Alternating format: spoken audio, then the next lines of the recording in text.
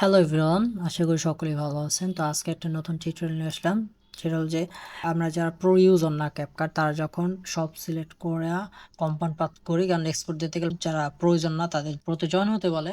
But আমরা কি করি, আমরা রাইট ক্লিক করে দেন কম্পাউন্ড পাথ করি, দেন কম্পাউন্ড কম্পাউন্ড সাবজেক্ট সেটাও আমরা করি। হ্যাঁ, এইটা করার পরে আমাদের একটা কম্বিনেশন ফাইল চলে আসে আমাদের ফোল্ডারে, কম্বাইন যে ফাইলটা। আমরা এইটা ইম্পোর্ট করে যখন এইখান থেকে এক্সপোর্ট করি, দেন তখন ইজিলি এক্সপোর্ট হয়। বাট এখানে লেখা আছে যে could not import, some materials are damaged, এই লেখাটা চলে আসে। এইটা আমরা কিভাবে সলভ করতে পারি? ক্যাপকাট যারা ইউজার আছে, যারা প্রো ফিচার্স ইউজ করে ফ্রিতে, তাদের জন্য ব্যাপারটা খুবই অস্বস্তিকর। কেননা আমরা যেভাবে হোক এক্সপোর্ট তো করি, বাট এক্সপোর্ট করতে গেলে যে সমস্যাটা হয়, প্রো ইউজার দেখা গেল যে আমরা কম্পাউন্ড পাথ করার পর এক্সপোর্ট করতে পারি না, দ্যাটস আমরা ওরকম ইউজ করি। সো সেক্ষেত্রে আমরা যে কাজটি করব, আমরা ফার্স্ট আমাদের কম্বাইন যে পাথটা আছে, হ্যাঁ, মানে কিভাবে কি আসতে হয় সেটা তো আশা করি সবাই জানেন। যেটা করতে হয়, লোকাল ডিস্ক সি ড্রাইভ থেকে দেন আমাদের ইউজার যেতে হইব। ইউজার থেকে আমাদের ইউজার ওপেন করবেন। এখান থেকে যদি আমাদের ভিউ থেকে শোতে যায়, তাহলে হিডেন আইটেমগুলো অন করে দেন অ্যাপ ডেটার ভিতরে চলে যাব। দেন এখান থেকে আমরা লোকালে যাব, ক্যাপকাটে যাব, দেন ক্যাপকাট থেকে আমরা ইউজার ডেটা, ওকে, ইউজার ডেটা আসার পরে আমরা এখান থেকে প্রজেক্টে যাব।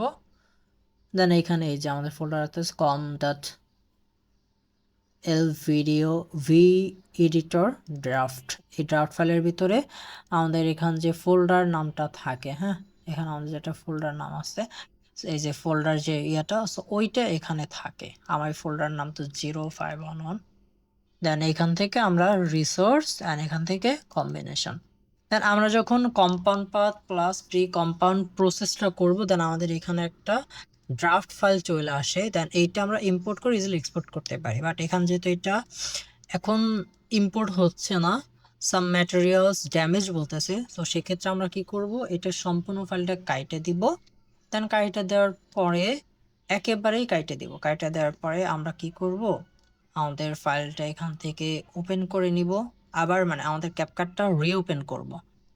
সো আমরা যখন ক্যাপকাটটা রিওপেন করব, এরপর আমাদের যে প্রজেক্টটা আছে, সো সেই প্রজেক্টটা ওপেন করব।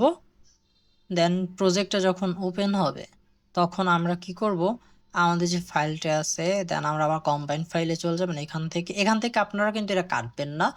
এইটা কাটার সময় কম্বাইন ফাইলটা কাটবেন, ওটা রাইখে দিবেন। এটা ক্রস করার পরে দেন আবার এই ফোল্ডারটা ওপেন করবেন। ওপেন করার পরে আপনারা এখানে ইম্পোর্ট করবেন। That's it.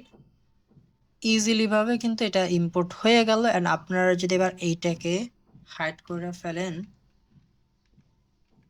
তারপর যদি এক্সপোর্টে চলে যান, দেন ইজিলি ভাবেই এক্সপোর্ট করা যাবে এখন। That's it. And hope so আপনারা বুঝতে পারছেন এই প্রবলেমটা কিভাবে সলভ করতে পারবেন। ধন্যবাদ।